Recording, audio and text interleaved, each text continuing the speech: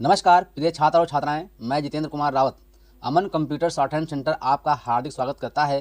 जो छात्र और छात्राएं सिंह प्रणाली शॉर्ट हैंड पूरी किताब पढ़ चुके हैं और उस किताब के मैटर की भी शॉर्ट हैंड डिक्टेशन स्पीड बना चुके हैं और उन्हें अधिक शॉर्ट हैंड डिक्टेशन स्पीड बनानी है तो संपर्क करें, क्योंकि हमने रामधारी गुप्ता की किताब में से 203 पेज डिक्टेशन के लिए हैं, जो प्रत्येक पेज में 400 शब्द हैं, जिनका डिक्टेशन 60, 80, 100 व 120 शब्द प्रति मिनट की स्पीड से 400 व 800 शब्दों पर दिया गया है। जो छात्र व छात्राएं विधिवत रूप से इन मैटरों का होमवर्क करके व्हाट्सएप पर चेक करा के अपनी शॉर्ट हैंड डिक्टेशन स्पीड बढ़ाना चाहते हैं या आउटलाइन प्राप्त करना चाहते हैं या शॉर्ट हैंड पढ़ना चाहते हैं तो संपर्क करें। मोबाइल नंबर 91 98 94 39 41, दूसरा है 700 790 52 75। अतः संपूर्ण पढ़ाई व्हाट्सएप पर वीडियो के माध्यम से कराया जाएगा। धन्यवाद। महोदय, जो यह बजट प्रस्तुत हुआ है वो देश का एक ऐसा नया चित्र उपस्थित करता है जो चित्र उम्मीद का है, आशा का है, सफलता का है। इसमें नए कर ज़्यादा नहीं लगाए गए हैं और जो थोड़े से कर लगाए भी गए हैं वे इस ढंग से लगाए गए हैं कि सभी लोगों पर उसका बोझ पड़ता है। इससे भी इनको निराशा हुई है। दूसरी बात जिससे उनको निराशा हुई है ये है कि 1-2 वर्ष देश को लेन देन के मामले में कठिनाई का सामना करना पड़ा था। योजना को कठिनाई में पड़ा था, वो कठिनाई दूर हो गई है और मैं सदन की तरफ से उन देशों को धन्यवाद देना चाहता हूँ, उन देशों के प्रति आभार प्रदर्शित करना चाहता हूँ जिन्होंने हमारी इस कठिनाई को दूर करने में आगे बढ़कर हाथ बटाया है। मेरे मित्रों को इससे निराशा हुई है कि विदेशी सहायता बहुत ज़्यादा और तेज़ी से पहुंच रही है और हमारी जो कठिनाई दूर हुई है इससे उनको परेशानी हुई।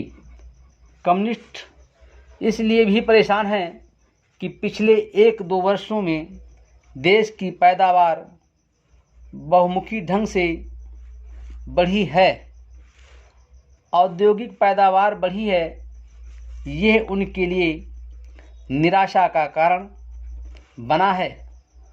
उनकी निराशा इसलिए भी बढ़ी है कि उनका मालिक, उनका मित्र हमारे देश की सीमा पर जब फौज लेकर खड़ा है और जब देश पर खतरा है तो क्यों देश की आर्थिक हालत, क्यों देश की वित्तीय हालत तथा दूसरी हालत इतनी अच्छी हुई है और क्यों इतनी अच्छी छवि उभरी है।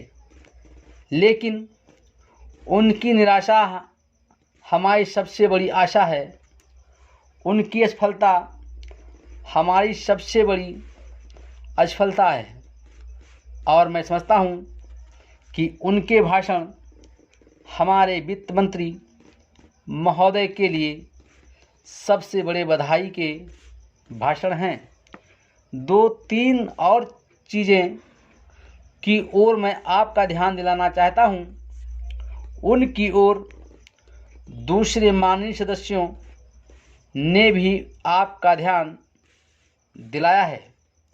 हमारी सरकार का ध्यान भी उस ओर गया है, लेकिन मैं समझता हूँ कि उन पर और अधिक ध्यान देने की आवश्यकता है। पहली बात तो यह है कि जब चीज़ों की पैदावार बढ़ रही हैं, जब देश उन्नत की तरफ जा रहा है, तब भी देश में कीमतें बढ़ रही हैं। महोदय, यह मानना कि उनको रोका नहीं जा सकता, गलत है। इस महंगाई को रोकने के लिए कुछ विशेष कदम उठाने होंगे, कुछ विशेष काम करने होंगे। एक विशेष चीज़ जो इस बजट में आई है और जो घबराहट पैदा करने वाली है, ये है कि देश की पैदावार तो बढ़ रही है, देश का विकास तो हो रहा है, लेकिन इसके साथ ही साथ देश में बेकारी बढ़ रही है और ख़ास तौर पर पढ़े लिखे लोगों की बेकारी बढ़ रही है। लोगों का बेकार होना खतरनाक चीज़ है।